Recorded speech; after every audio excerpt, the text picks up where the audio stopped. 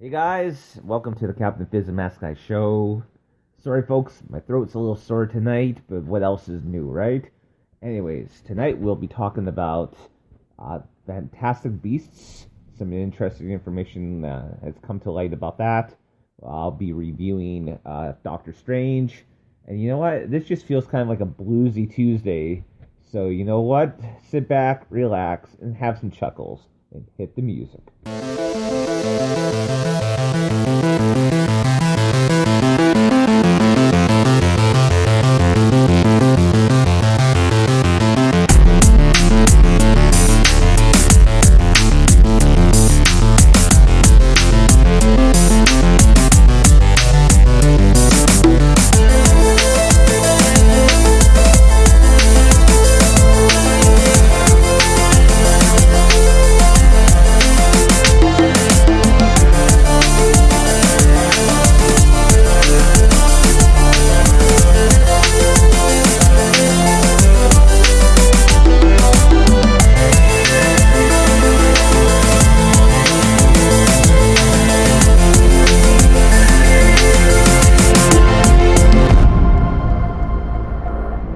Welcome back to the Captain Fizz and Mask Guy show. Of course, as always, I am Captain Fizz. And greetings once again from the seventh moon of thunder. I am that Mask Guy. Yes, and this is the Tuesday Blues. This is the Tuesday Blues, absolutely. As I said in the intro, my throat's a little sore, so I'm not quite as enthusiastic as I normally am. And for me, this is my first week back to work after a very long holiday, and I don't know, it's very bluish. I'm so used to sitting around doing nothing, and honestly, I feel very drained and exhausted, and yeah, but, a lot did actually happen on my holidays, which is good. We were talking about the C4 last week, which was awesome. And before we go further, thank you to C4 for actually posting a copy of our podcast on the Facebook page. Yes, we are forever in debt to you.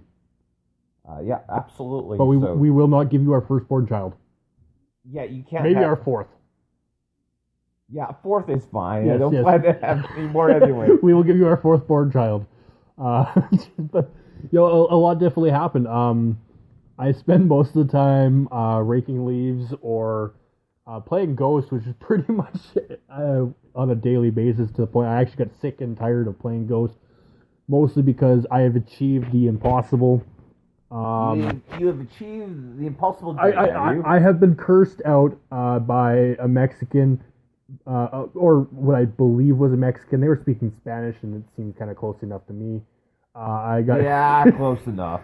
I got called a dumbass by my own team member, and which was awesome, because I refused to acknowledge the fact that he put a care package down, and I didn't want to pick it up because it was a stupid SATCOM, and I don't like SATCOMs because nothing ever good happens with a SATCOM. You know what? Someday I'll actually ask you what the hell that means. It's like a radar thing that tells you that, hey, look, you're about to die. Alrighty then. I actually managed to get cursed out by a Korean, which I may not have been cursed out by a Korean, but I killed him and I heard him yelling in Korean, so I'm going to assume I got cursed out in Korean. And if I didn't... So you speak Korean, do you? No, I don't. I just acknowledged the fact that there was that 50% chance that he was, cursing me out in Korean. I know it wasn't Mexican, so, we're okay there at least. If it was Mexican, I think I'd probably want to run away and build a wall. Build me a wall. Yes, and that was a shot at the American election going on tonight. Yeah, I think last time I heard... Trump was actually ahead on that. Oh, well, so he is good at that. I have nothing to say to that. But yeah, and I also recently watched hockey. Yes, I am Canadian and I watch hockey. It was awesome. Go figure, right? Go figure, right? And for the first time ever, I wasn't watching hockey for hockey. It was Toronto versus Vancouver, which every time those two get together, there's always some sort of shenanigan that happens.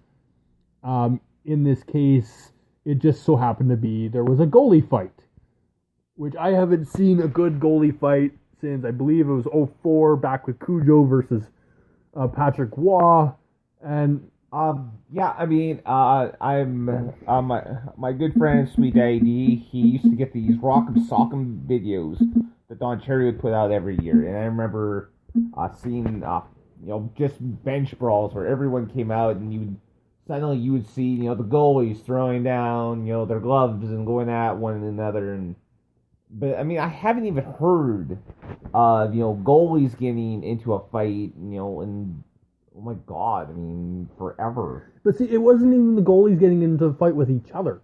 There was some stupid thing that happened from the crease. Vancouver's goalie jumped him. There may or may not have been some shanking involved. He got booted from the game, and then all these players fighting each other, and just out of nowhere you see the Toronto goalie skating to half ice and throwing his stick and throwing his gloves, and then they kind of pan out, go back to the fight, and then all of a sudden Toronto goalie goes flying like Superman and lands on someone's back, and then proceeds to want to break up the fight. It was the most awkward fight I've ever seen, but it was awesome. Toronto won 6-3. Vancouver got handed their 8th straight loss. Sorry, Vancouver, but jeez, man, it's about time Toronto does good for about a week. Well, this seems to be almost a consistent thing where Toronto and my team Montreal seem to do really well at the beginning of the season, and then they seem to kind of lose momentum.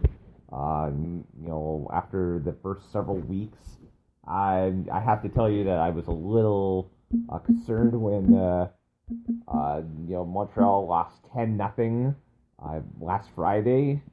That kind of hurt a little bit. Just a little bit. But then they turned around and beat Pittsburgh, their next game. I'm sorry, when you lose 10-0 in a game that isn't played on a PlayStation or Xbox, something's really disturbing. You took the words right out of my mouth. I remember playing several different hockey games, actually, for the PlayStation and even the Super Nintendo. And, these, scores are definitely reminiscent of like NHL Pro Hits. I've never seen in my life of watching hockey a score of 10-0 or even 10 goals scored period ever.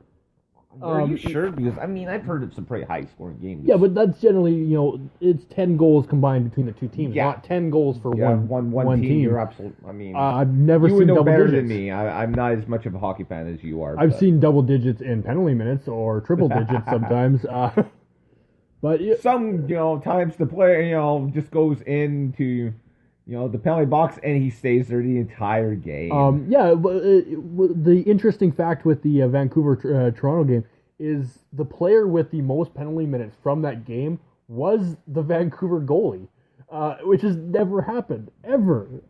So that's just kind of weird. Yeah. So, anyways, we'll kind of get into the show as we've been hinting at both on Facebook and on our Twitter. We're going to talk a little bit, or I guess I'm going to talk a little bit. And I'm going to put some nonsense dribble halfway in the middle. And this is why I have you on the show with me, because I need your nonsense. Yes, this is why you have me on the show. I complete you. You complete me. Yes. Okay. That did completely work out the way I'm the sun and you're the moon. Yeah, there you go. There's my Pokemon reference for the day.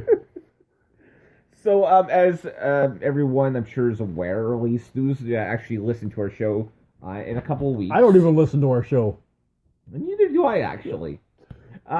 We have the show, we just don't listen to it. I actually go off and listen to the shows when I'm trying to find episodes to play back on, But anyways, so Fantastic Beasts and Where to Find Them is coming out to theaters.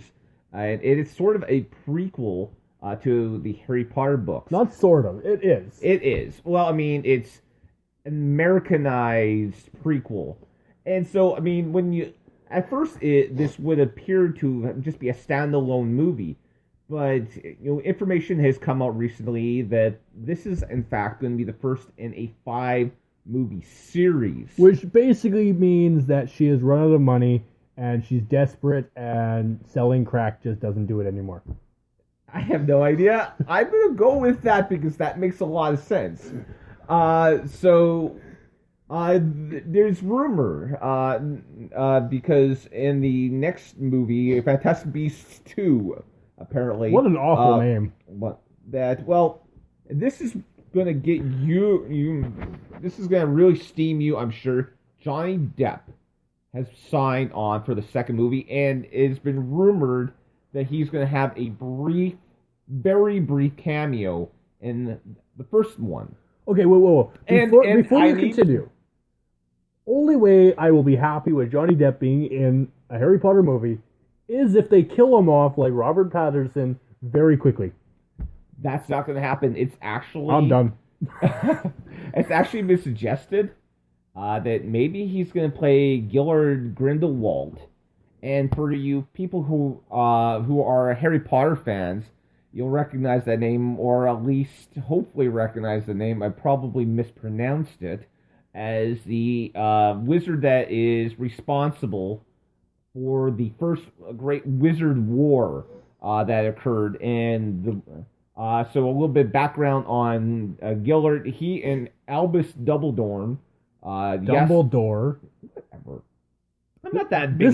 This is why you can't talk with a sore throat. That's Words why just don't say make sense. Yeah, exactly. They met when they were young men. Rowling has went off and has stated that Albus actually fell in love with Gellert, although she has never, suggested whether or not Gellert ever felt the same way about him. So are we going to see a bromance? Maybe. I mean, she went off and she, said that, Albus was, gay. But after, everything, he actually became asexual and, bit of a bookworm. But anyway, getting back into this, because Albus kind of gets sucked into Gellert's plan to go off and, no pun intended, how dare you? We try to keep a semi-clean show here, and you go off and you misinterpret, a line that I say, and you start snickering. Carry on. I have nothing to say to that at all. I hope not. I think Weem will. So, anyways, Weem will speak for me. I'm sure. Weem, please, you have my permission to go off and be as crass as you like. We may regret that. We may regret that. We may have the great white, The great white mess. Yeah, pretty much. So, anyways, these two decided that they need to take over the world, and more importantly, they need to take over to become in charge of all the Muggles. For the greater good. And so they decide they're going to go off and find the Deathly Hallows. If you guys don't know what the Deathly Hallows, go look it up because my throat's too sore. I'm not going to explain all this crap to you. But what is I like how you just basically compared Harry Potter stuff with crap. Pretty I much. love it. Hey, I'm Star Wars, man, but I mean, Harry Potter is okay. So what happens though is in all the midst of this, it's a fight between Albus and Gellert and Albus's brother, Aberforth. And in the midst of this battle, his sister, Arena, dies. And Albus blames himself for her death. He's never sure if it was his curse that ends up killing her. And Gellert goes off and just leaves. He leaves the country immediately. He goes off, he steals the Elder Wand, does not kill the guy that he took it from, apparently. And if you need to know anything about the Elder Wand, again, go look it up. I'm not going to tell you everything about it. And he goes off, forms his army, and goes to war against the world. And it's only, when Dumbledore, Albus, finally gets involved in there that he is defeated, sent to Azkaban, but I guess, and again, that's kind of the prequel because we know that Voldemort actually kind of idolized Gilbert, and but the thing about Gellert was that anyone that was opposed to him, he didn't kill them off. He just would imprison them.